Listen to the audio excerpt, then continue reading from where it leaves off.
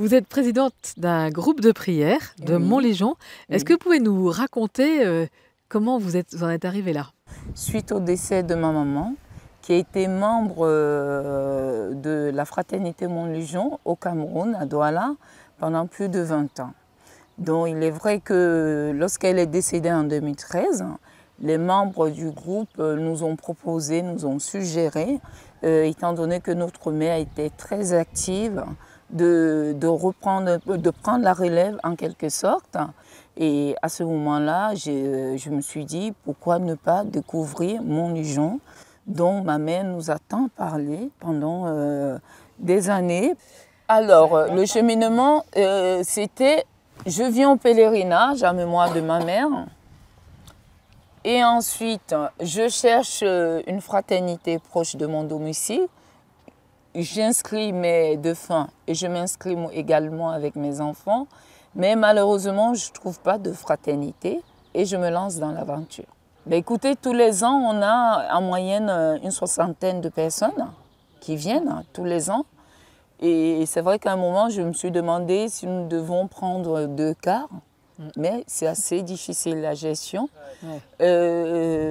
Après, c'est vrai que c'est vraiment une belle aventure, comme je l'ai dit au début, parce que pour moi, c'était vraiment créer une fraternité pour me sentir plus près de ma mère.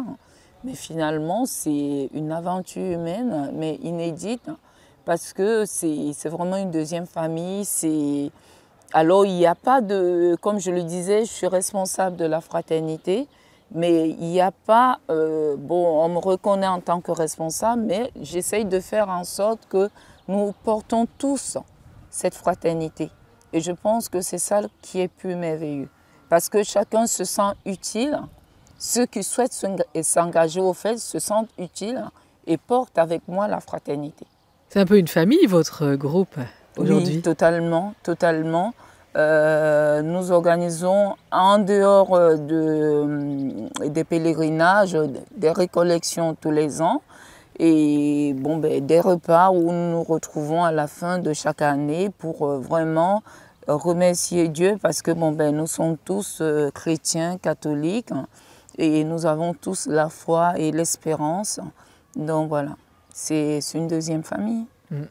Vous avez publié un objet incroyable qui est un petit livret de prières qui s'appelle « Les plus belles prières autour de la vie éternelle ». J'ai eu envie, au fait, j'ai proposé au groupe, qu'est-ce que vous en pensez, de faire un recueil de prières qui va regrouper, au fait, toutes les prières que nous avons eu à partager ensemble et surtout les prières qui nous ont touchés.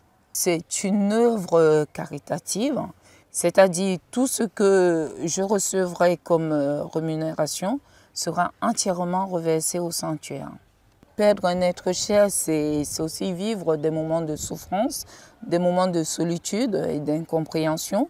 Donc, à travers ce petit livret, on peut au fait prier pour nos défunts, prier pour les âmes du purgatoire et surtout porter aussi, comment dire, prier pour nous, les personnes vivantes. Parce que lorsqu'on traverse justement, comme je le disais, cette épreuve de deuil, nous sommes en quelque sorte, les personnes sont incomprises. Donc ce recueil nous procure au fait des prières qui nous apportent un certain réconfort, une sérénité et une paix et qui nous aident vraiment à traverser l'épreuve du deuil. Je pense qu'en tant que chrétien, l'essentiel c'est de prendre conscience que nous sommes tous en voyage sur cette terre. La paix, mais les larmes, oui, c'est terminé, mais vous savez, la paix d'un être cher, on a toujours des périodes où on va penser à la personne, où voilà, il y a des souvenirs, il y a des événements qui font que, mais bon, on continue, on va de l'avant. Ce temps est révolu, en quelque sorte. Voilà, on continue. Je porte une œuvre, je porte une cause qui est sa cause. Et cette fraternité de Montléjon, elle m'apporte énormément. Elle me permet au fait elle m'apporte le réconfort.